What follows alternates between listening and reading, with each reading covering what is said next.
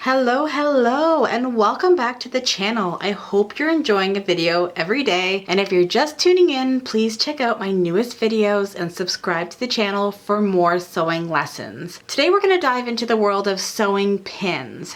They may seem like a small part of the sewing process, but choosing the right pins can make a huge difference in your project. So let's talk about the types of pins, when to use them, and how to keep them looking sharp. Before we jump in, I also wanted to mention that I'll have links to all the pins I mentioned in this video down in the description. These are affiliate links, so if you do decide to purchase through them, you'll be helping support the channel at no extra cost to you, and I really appreciate it. It allows me to keep bringing you more sewing tips and tutorials, so thank you so much for your support. Okay, so as you can see, I have a plethora of pins here on my table. There are much more, but these are the ones in my collection. So the first thing we're going to talk about is glass head pins. These are my go-to pins for many projects because glass head pins are durable, and the best part is they're heat resistant, so they won't melt under my iron. You can press over them without worrying, and that makes them perfect for quilting or basically any project that you use an iron with. Sometimes it's hard to tell whether or not they are glass.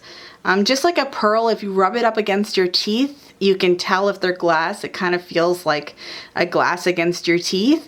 But sometimes the pin heads are resin or really hard plastic, and it's just kind of hard to tell. But just to be safe, so you know that you're using the glass head pins and that you can iron over them, give it a little test. Now, of course, we also have the plastic ones that look very similar to our glass head pins. Of course, these ones are not heat resistant and they will melt, and I have melted them, and that means that they will get on your iron and it's not good.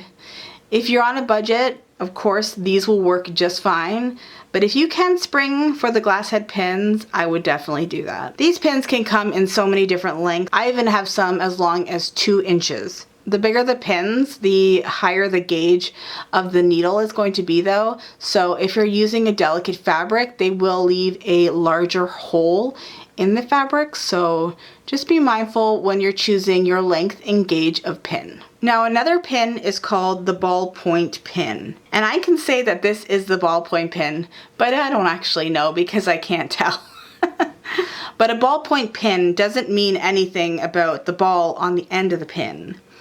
If you're working with knits or stretchy fabrics, ballpoint pins are what you need. They have a rounded tip that slides between the fabric threads without tearing them, so they keep your stretchy fabrics intact. If you do buy ballpoint pins, it's very important to keep those in a separate container to make sure that you do not mix them up with your standard pins.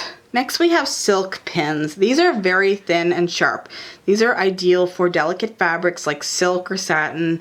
They won't leave holes in your fine fabrics, which is essential when working with more sensitive materials.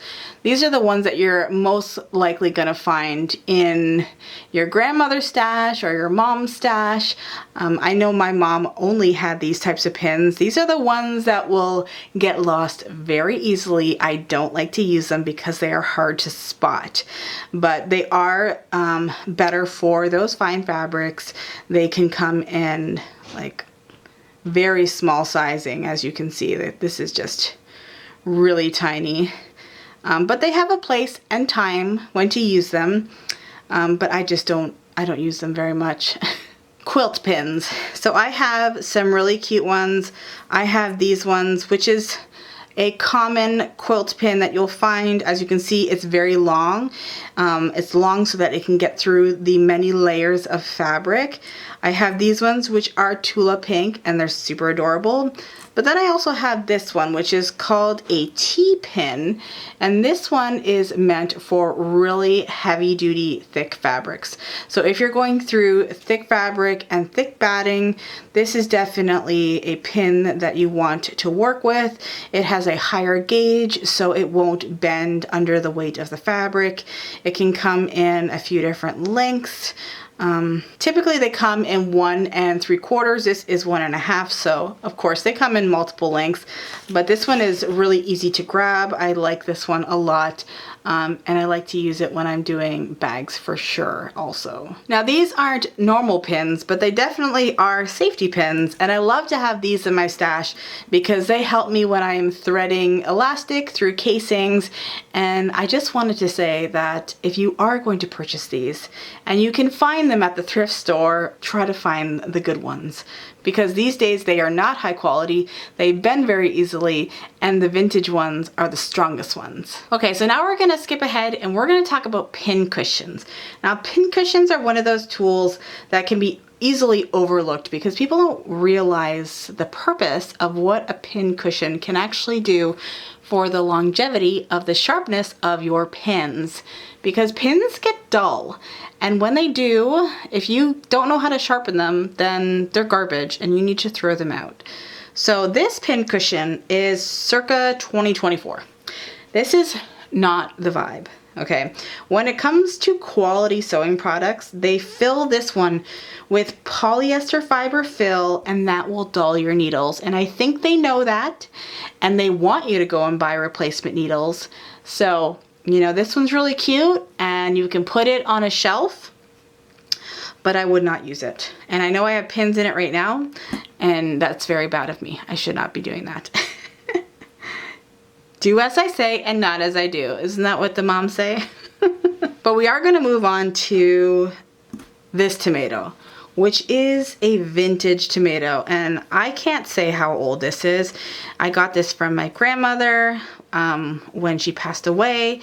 I believe it is over 50 years old. I don't know. Maybe someone can help me if they have one that looks similar to this. So if you're lucky enough to get your hands on one of these vintage tomato pin cushions, or if you find one at a thrift store or an estate sale, you need to grab it. When you feel the pin cushion, you can tell that there's something else in there.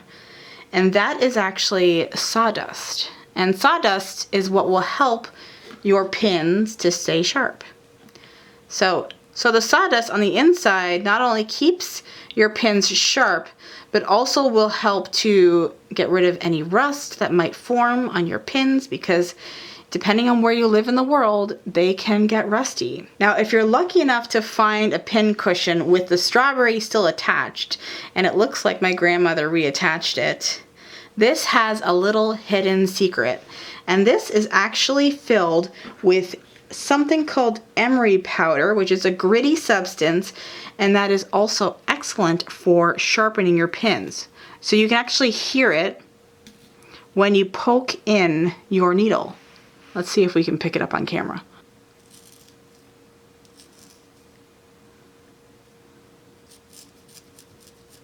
So if you poke it, that'll help to sharpen the ends of your pins, thus increasing the life of your pins. Now, you might find handmade pin cushions at your quilt show or a craft fair, and if you do, ask the maker what is on the inside of the pin cushion. If it has a gritty kind of feel to it, it might have walnut shells, which is also another standard filling for the inside of pin cushions. Those also help to keep your pins nice and sharp. So at the end of the holidays, if you wanted to make your own handmade pin cushion and you put out that plate of nuts for your guests to eat, save the shells. And then you can ground them down, and then you can make your own handmade pin cushion. But I have seen felt projects that actually came with a little container of walnut shells to be able to fill. So I thought that was pretty neat. So also you could possibly find some of those online as well. Now, the last one I have is just fun, and I wanted to show you that you can still find super cute pin cushions in random places. This one I found at HomeSense in Canada. It was the only one, and it's filled with sawdust. I can feel it. It's actually kind of heavy, so like you can kind of hear the weight to it. It's really good quality. It's like hand crocheted, and I'm absolutely obsessed with it. It's not often that you will find sewing tools at HomeSense, TJ Maxx, or HomeGoods. So check the art section. That's where I found it, where you know how they have all the stationery and everything. Check there next time you walk through. You never know, you might find one of these cute little guys. So my final thoughts is that I don't store my pins in my pin cushion just because it's so easy for a pin cushion to just roll off the table, and if a pin falls out, ends up under your foot or under a paw, that is not very nice. But it is always important to keep your pins super organized, whether that's in little magnetic containers like this, or in the homes that it came with, or I'll keep them in a magnetic dish, which is this is one that I actually got at the hardware store. So keep your pins nice, safe, separated from each other so that you don't mix them up. They all have their own little home, and you'll be able to keep your pins for a long time, thus saving you money. Well, that wraps up this video all about pins and pin cushions. I hope these tips helped you choose the right pins and find the perfect pin cushion to keep your sewing projects running smoothly. And if you enjoyed this video, don't forget to hit that thumbs up, subscribe to my YouTube channel, and follow along for more sewing tips, tricks, and tutorials. Thank you so much for watching, and I'll see you guys in my next tutorial.